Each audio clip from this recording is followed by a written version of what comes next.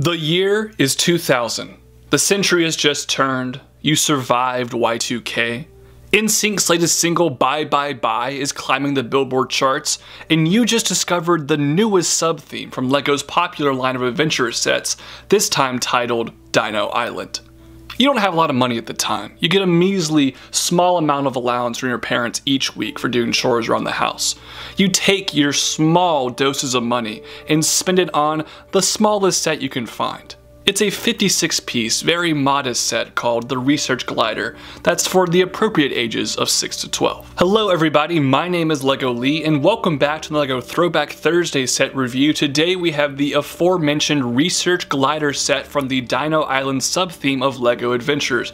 This set is 20 years old from the year 2000 and I have a copy mint sealed in its original box all the way from 2 decades ago. Here is a front look at your box. The back of the box has a couple small little comics and some alternative builds for this model, and this thing is sealed. And yes, I'm about to completely ruin the value of this sealed set that is 20 years old. Punching a hole in the punch tab right here.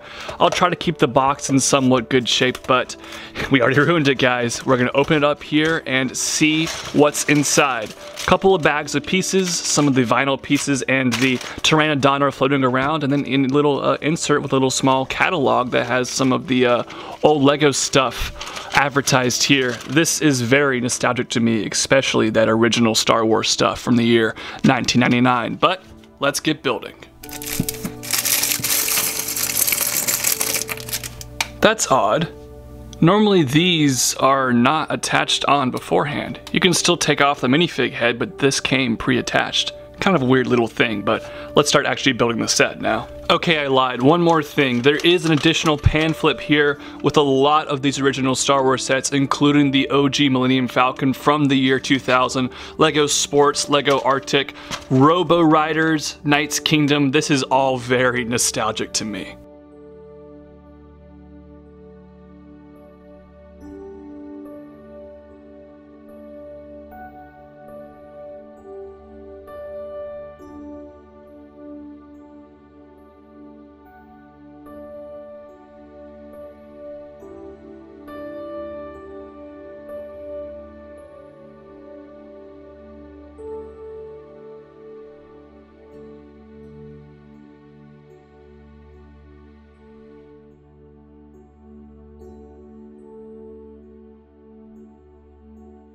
Truth be told, the 9 total pages of building this 56-piece set has to offer in its instructions were pretty underwhelming, and LEGO doesn't clearly label things in their instructions in 2000 like they do in 2020, especially when it comes to building this wing piece. If you notice, during my speed build I actually messed up building this wing piece because they don't really tell you what's going on, and that definitely can get confusing, and I think a kid who bought this set back in the day would have been very, very confused. However, before we look at the actual set, the instructions have this thing that kind of labels where all of these dinosaurs come in. It gives the realistic depictions and drawings of these dinosaurs, including a pretty violent picture of a T-Rex eating another dinosaur. Pretty cool artwork at the end of an instruction manual and very unique. It appears I've knocked over the one minifigure included with this set, but you get one figure, the glider build, a small side build, and of course the dinosaur of this set. Let's look at the figure here first.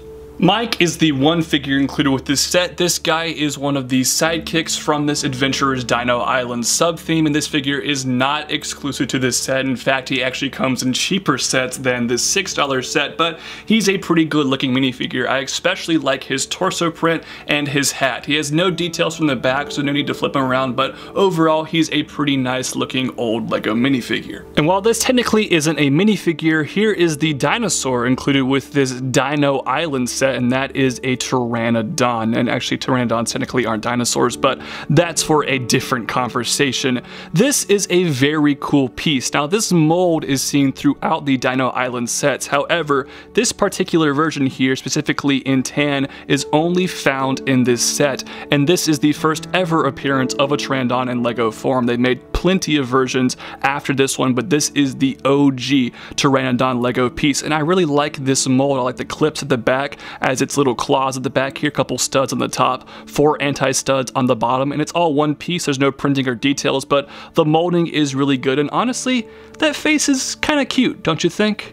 While the set is named after the glider, the meat of the pieces here actually go to building this small side build of the island in the form of this tree and some terrain. Now, the building techniques here are ridiculously simple. This entire build here is pretty much made from stacking Lego blocks on top of one another. Ridiculously simple and archaic building techniques here. And aesthetically, it looks like a tree that's just a bunch of Lego bricks stacked on top of each other. It's not super realistic or pleasing to the eyes, and you can see the Pteranodon piece right here has a perch on top of this tree, which makes for a decent look, but it doesn't actually clip into place anywhere, so if you move it around, it tends to fall off like so. Pretty underwhelming side build, and I kind of wish they had used this many pieces on the glider rather than focusing on this. Speaking of, here is the research glider itself, and if I'm being completely honest, this thing is not super aesthetically pleasing to the eyes, besides one thing, and that is the main thing, the actual wings of this glider here. These are nice, thin vinyl pieces, they look really good, they have great printing, I really like that. Also, they're pretty practical, because you can lift this up, and it makes an easy access for your Mike minifigure to sit inside this glider. That is pretty cool. However, steering wheel, that's an odd choice of controls for a gliding vehicle. The rest of this thing, it's pretty flat, a blocky design, nothing spectacular in the building techniques. It's honestly kind of ugly, but the propeller back here does function pretty well. But since it has a propeller, does that mean it's no longer a glider because it has a propeller?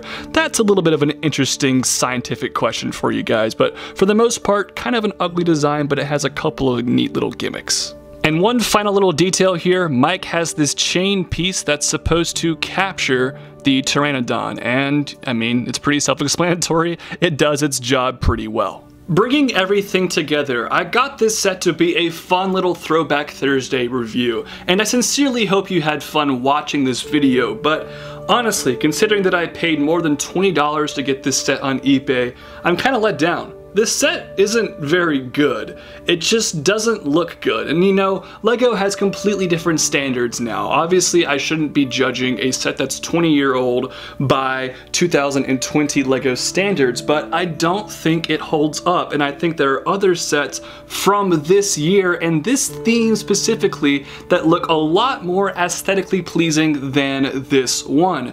It's just kind of ugly. The builds are kind of ugly. The glider has a couple of features I like, and I do like the Pteranodon, but for the most part, this is just kind of an ugly set. So I'm sorry, I don't love this vintage Lego set, and that's why I'm gonna give it here a 5 out of 10. I might piss off some people with that rating, but I'm giving this set here a 5 out of 10. Those are my thoughts though. Love to hear yours in the comment section down below. Also guys, thank you so much for watching this Throwback Thursday video. Please subscribe to my YouTube channel, follow me on Instagram, follow me on Twitter, like my Facebook page, and if you really love this account, consider supporting me on Patreon. Any donation like $1 a month goes a long way for more awesome videos like the one you just watched. Thank you guys so much for watching. Hope to see you guys next time. Bye-bye.